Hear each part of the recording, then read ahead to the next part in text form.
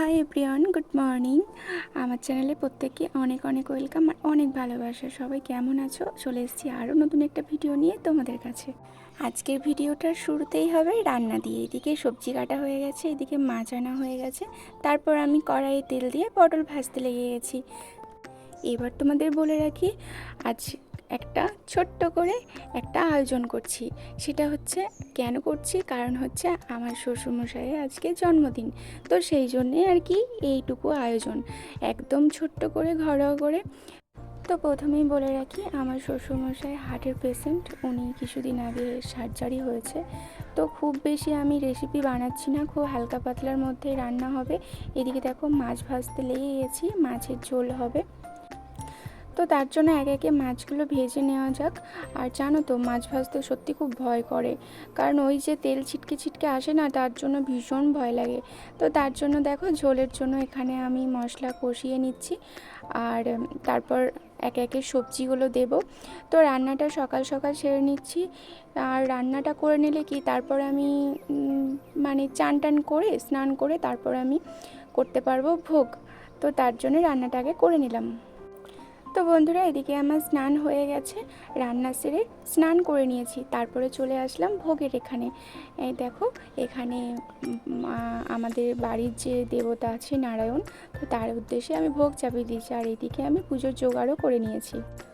তো আমার এদিকে ভোগ রান্না প্রায় হয়েই এসছে, আর হয়তো 2-4 মিনিট বাকি আছে। তারপর আমি ফটাফট সমস্ত কাজ একসাথেই সেরে নিলাম। ওইদিকে পুজোর জোগাড়ও দিয়ে চলে এসেছি মন্দিরে। তারপরে এখানে ভোগটা আমি মন্দিরে নিয়ে যাব। তো এখানে দেখো বন্ধুরা, আমি চলে এসেছি মন্দিরে। এখানে নারায়ণের সেবা হবে, আর এই যে আমার ভাসুর এখানে পুজো করছে। তো বাবার উদ্দেশ্যে আমি পুজো দিয়ে দিয়েছি। তারপর চলে এলাম বাড়িতে। আর জানো তো, আমার বাড়িতেও দুটো ছোট্ট ছোট্ট বাচ্চা আছে, গোপাল সোনা, কার্তিক সোনা।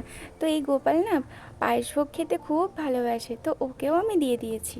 তো আমার এদিকে পুজো টুজো সব হয়ে গেছে। তারপর আমি চলে এসেছি বাবার কাছে, বাবাকে রেডি ফেডি করে বসিয়ে দিয়েছি। তারপর আমিও বসে পড়েছি। এবার বাবার মাথায় আমি পুষ্প ছোঁয়াবো। তারপর ওই যে ঠাকুরের পুজোর যে পুষ্পটা, সেটাই দেবো বাবাকে।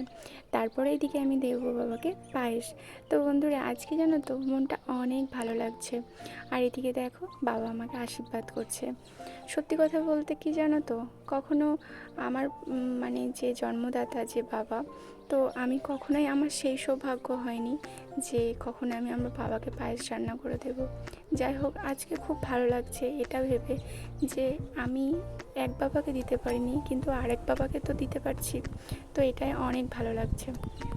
সত্যি, বাবা হারানো যে কতটা কষ্টের, সেটা একমাত্র যার হারিয়েছে সেই বোঝে গো। যেদিন আমার বাবা আমাদের সবাইকে ছেড়ে চলে গিয়েছিল, সেদিন আমরা অনেক কষ্ট পেয়েছিলাম, অনেক, যে কষ্ট বলে বোঝানো যাবে না। একমাত্র তারাই বুঝবে যাদের বাবা নেই। আর দেখবে, এক মেয়ের কাছে তার বাবার প্রতি টানটা অনেক বেশি হয়। মায়ের প্রতি তো হয়ই, কিন্তু দেখবে কন্যা সন্তানদের সবসময় বাবার উপর টানটা অনেকটা বেশি হয়। তো যাই হোক, আর কিছু বললাম না। এদিকে দেখো, আমি বাবাকে মুখে পায়েস দিলাম। তো অনেক ভালো লাগছে, অনেক। সেটা মানে আমি নিজে সত্যি ভাবতে পারিনি যে আমার এরকম সৌভাগ্য কোনো দিন আসবে, যে আমি বাবার হাতে পায়েস তুলে দিতে পারবো। তো তারপর সমস্ত আয়োজন হয়ে গেছে। এদিকে দেখো, কয়েকটা সেলফি তুলেছিলাম বাবার সাথে। বাবা, আমি, আমার মাম্মাম, আমার শাশুড়ি মা, সবাই একসাথে নিয়েছিলাম। তো এদিকে দেখো, মাম্মাম দিব্যি দাদুর কোলে শুয়ে শুয়ে ছবি তুলছে। আর কি ভালো লাগছে, তাই না? ছবিগুলো কতটা সুন্দর হয়েছে অবশ্যই জানাতে ভুলো না। তারপরে আমি দুপুরের লাঞ্চে আয়োজন করেছিলাম অল্প করে। তারপর বাবার খাওয়া হয়ে গেছে কমপ্লিট। তো বন্ধুরা, ভিডিওটা কেমন লাগলো জানিও। টাটা।